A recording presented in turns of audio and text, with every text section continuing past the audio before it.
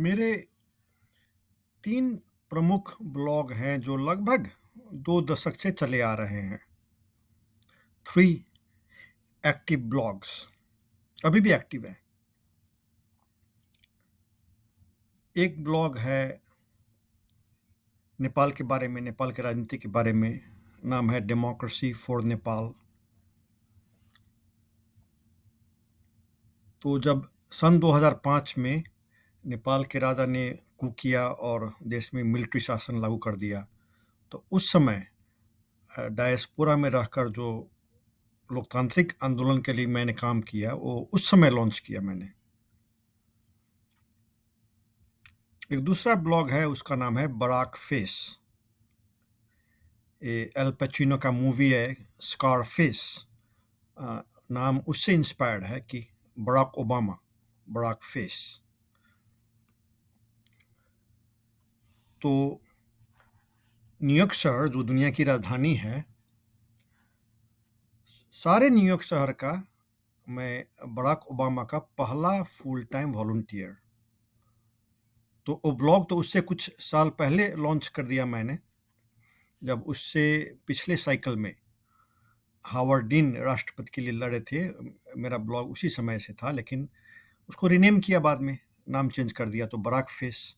तो उसमें मैंने वो अमेरिका की राजनीति और इंडिया की राजनीति और भी विश्व के और जगह के राजनीति के बारे में चिंतन मनन किए हैं, न्यूज़ पढ़े हैं, न्यूज़ पर कमेंट किए हैं, विभिन्न पॉलिसी प्रपोजल्स पर कमेंट किए हैं। और तीसरा ब्लॉग नेटिजन, जो कि उसका फोकस है टेक्नोलॉजी और बिजनेस, यूं कहें तो टेक एंटरप्रेन्योरशिप, जिसका सबसे जीता जागता उदाहरण है कैलिफोर्निया का सिलिकॉन वैली। लेकिन अब तक आते आते सिलिकॉन वैली कोई एक कैलिफोर्निया का जगह नहीं रह गया है। अभी तो दुनिया भर में है सिलिकॉन वैली। बेंगलोर में है सिलिकॉन वैली, बीजिंग में है सिलिकॉन वैली, बर्लिन में है सिलिकॉन वैली, लंदन में है सिलिकॉन वैली, केन्या में है सिलिकॉन वैली, नाइजीरिया में है सिलिकॉन वैली। तो सब जगह है, which is the good thing. तो मैंने हाल ही में एक वीडियो ब्लॉग में कहा कि सब मिला के मेरे इन 3 ब्लॉग्स पर 10,000 से ज़्यादा ब्लॉग पोस्ट्स हैं, and all of them point to the Kalkist manifesto, जिसका दूसरा नाम है द कर्मइस्ट मैनिफेस्टो। तो बात यह है कि अब नेपाल की राजनीति के बारे में आप सन 2005 में विचार विमर्श करेंगे, और ये सिर्फ विचार विमर्श नहीं है, वो पत्रकारिता नहीं थी, वो डिजिटल एक्टिविज्म थी। और सन 2005 वाले काम के आधार पर जर्मन रेडियो ने मुझे robin hood on the internet बोला, बजाबते उनके मैनहट्टन ऑफिस में बुला के इंटरव्यू लिया और जर्मन भर प्रसारित किए। तो वो एक्टिविज्म था, राजनीतिक काम था, पत्रकारिता नहीं था।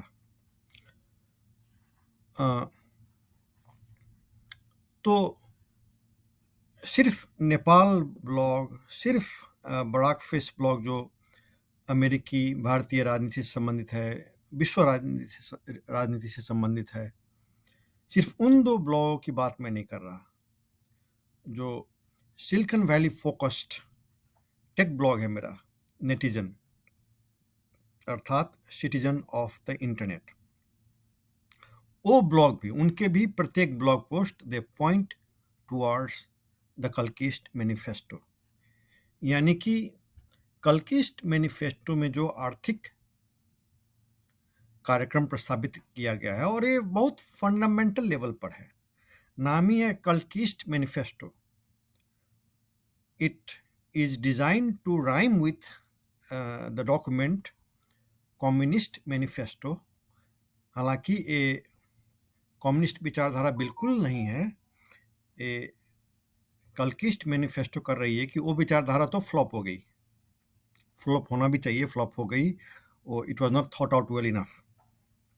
तो एडम स्मिथ का है द वेल्थ ऑफ नेशंस, आधुनिक पूंजीवाद का वो फाउंडेशन माना जाता है, इंटेलेक्चुअल फाउंडेशन।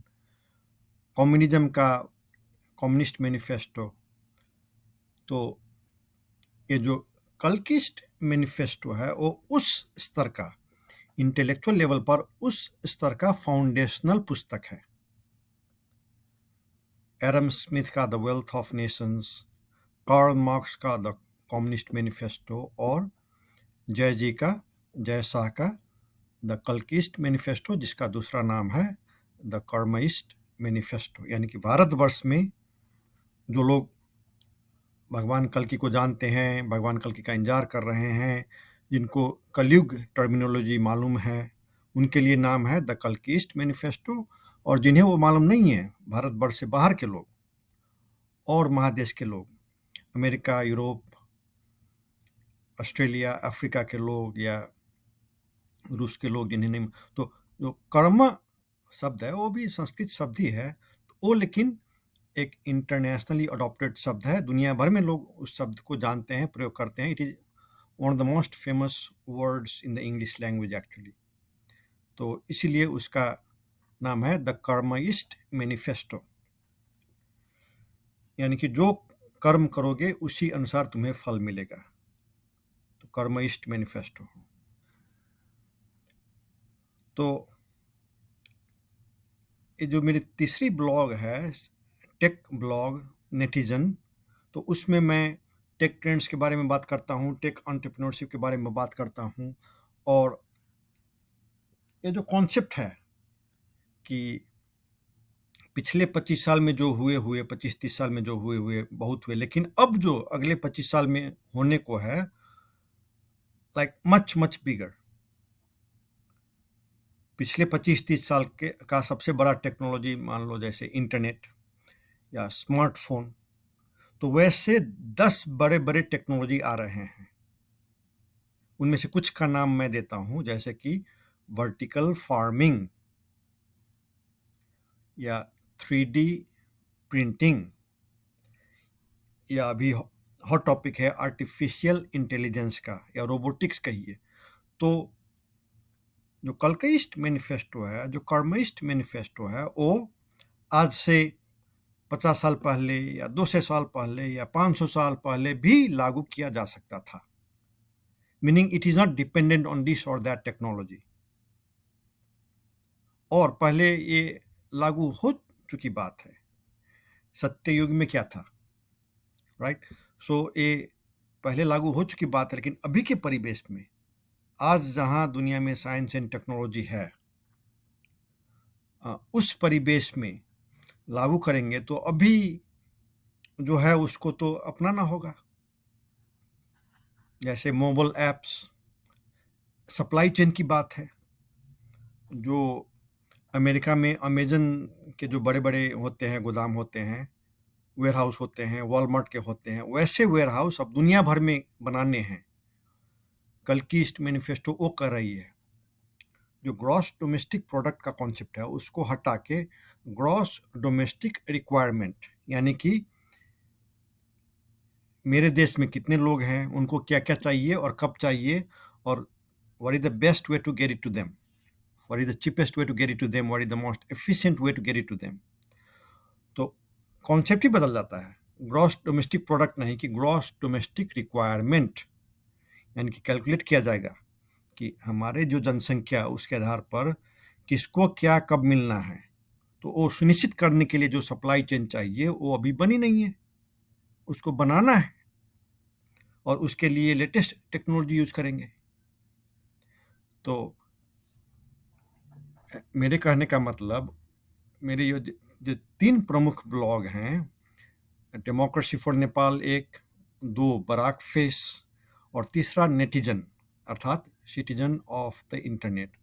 तो इन 3 ब्लॉग्स के मिला के 10,000 से ज़्यादा जो ब्लॉग पोस्ट हैं, all of them point towards the Kalkiist Manifesto.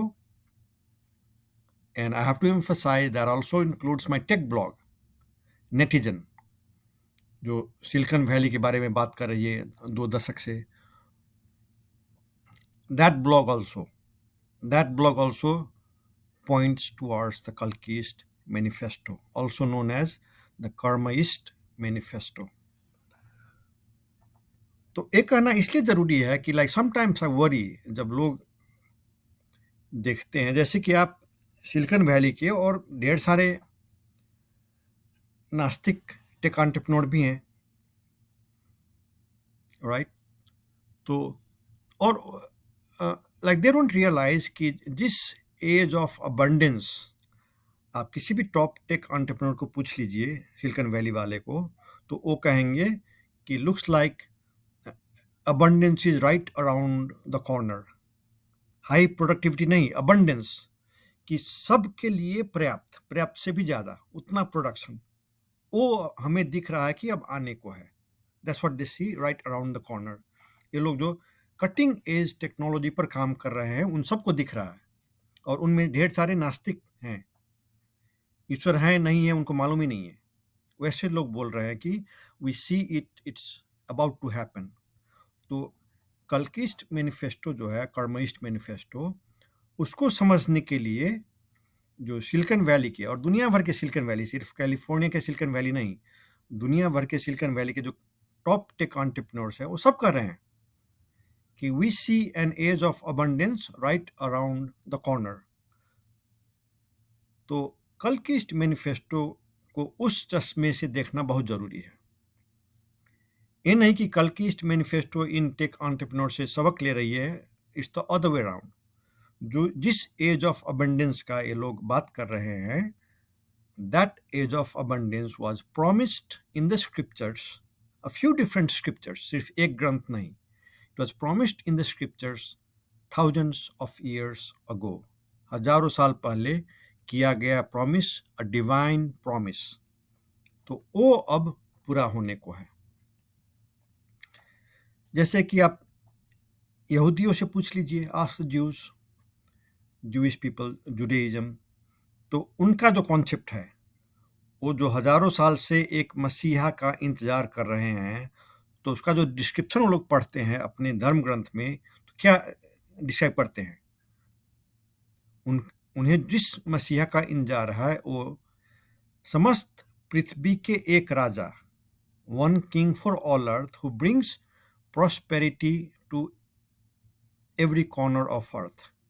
उनका जो मसीहा, जिस मसीहा का इंतजार है, उनका डिस्क्रिप्शन कुछ उस किस्म का है। One king for all earth who brings prosperity to every corner on earth, तो वो है। तो वो तो एक धर्म ग्रंथ हुआ। आप अलग अलग धर्म ग्रंथ में पढ़ सकते हैं इसके बारे में। सब लोग इंतजार कर रहे हैं, किसी का इंतजार कर रहे हैं, अलग अलग धर्म ग्रंथों में, अलग अलग धार्मिक परंपराओं में। तो जो दूसरे की किताब नहीं, खुद अपनी किताब पढ़ लें, सब अलग अलग अलग धर्म वाले, उन सबको स्पष्ट हो जाएगा कि we are all waiting for the same person, सब अलग अलग धर्म वाले। तो जो कटिंग एज अभी का जो साइंस एंड टेक्नोलॉजी है, उसको कल्किस्ट मैनिफेस्टो जब अप्लाई होगा, पहले नेपाल में, उसके बाद भारत, चीन होते हुए समस्त दुनिया में, दुनिया के प्रत्येक देश में, तो उस कल्किस्ट मैनिफेस्टो अर्थात द कर्मइस्ट मैनिफेस्टो को जब लागू किया जाएगा, तो उसमें दुनिया भर के सिलिकॉन वैली जो कटिंग एज टेक एंटरप्रेन्योर्स हैं, उनके काम को उसमें इंटीग्रेट किया जाएगा। यानी कि कल्किस्ट मैनिफेस्टो धरती के कोने कोने तक समृद्धि की बात कर रही है। वो एक ऐसी समृद्धि रहेगी जो आज दुनिया का सबसे धनवान देश अमेरिका के बहुसंख्यक लोगों को नसीब नहीं है आज। तो वैसी समृद्धि जो कि अमेरिका के आज जो बहुसंख्यक लोग हैं, जो मिडिल क्लास लोग हैं, जिनको भी अभी वो समृद्धि हासिल नहीं है, वैसी समृद्धि कर्मइस्ट मैनिफेस्टो के मार्फत उनको भी मिलेगी। तो ये नहीं कि सिर्फ एक आर्थिक कार्यक्रम है, सिर्फ राजनीतिक कार्यक्रम नहीं, ये like you cannot detach the latest in science and technology or tech entrepreneurship from this document. Context ही वही है।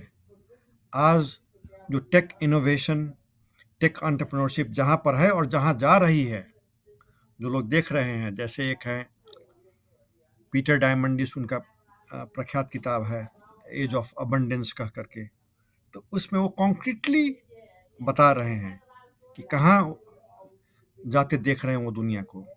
जैसे एक बहुत प्रख्यात उदाहरण, आज एक स्मार्टफोन पर हम आप जितना चीज हम मुफ्त में कर लेते हैं बिना पैसा दिए, उतना सब करने के लिए सन 1980 में जब रोनाल्ड रेगन अमेरिका के राष्ट्रपति हुए, उस समय उतना चीज करने के लिए किसी भी व्यक्ति को $1 मिलियन बराबर के उपकरण खरीदने पड़ते थे। आज आप मुफ्त में कर रहे हैं, यानी कि if you have a smartphone in your hand, if you own a smartphone, you are a $1 millionaire in 1980 terms. लोग अप्रिशिएट नहीं करते हो, अलग बात है, लेकिन everybody with a smartphone is a $1 millionaire in 1980 terms when Ronald Reagan became president of the United States. तो मैंने जो कहा, like my blog posts, more than 10,000, they all point towards the Kalkist Manifesto, the Karmaist Manifesto, वो जो मैंने कहा, I have to emphasize that includes my tech blog, जो मेरा नेटिजन ब्लॉग है about tech and business, focused on Silicon Valley, and not just the Silicon Valley in California, but Silicon Valley all over the world. वो भी उस tech blog के प्रत्येक blog post भी कल्किस्ट manifesto की ओर पॉइंट करते हैं।